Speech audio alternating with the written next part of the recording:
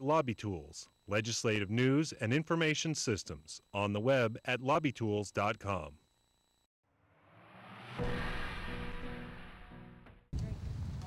They came to the state capitol with their aches, their pains, and their signs, a dozen protesters who are being denied the pain medication they need to function.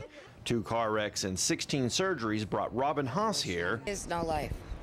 I don't wish it on anybody. When Robin has her pain medications, morphine and oxycodone, she can function.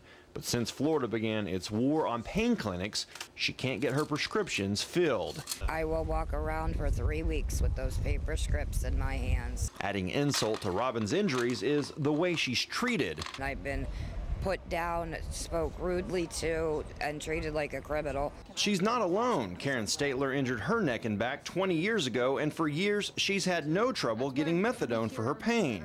But when the government began cracking down on pain clinics, that all changed. Well, the next time I went to get my prescription, I went back to the old pharmacy where they used to call me by name. And they said, sorry, we don't have any. Karen went so long without her medication, she had to be rushed to the ER for withdrawals. And they told me, well, we don't have any, but we'll have some on Tuesday. This was a Friday.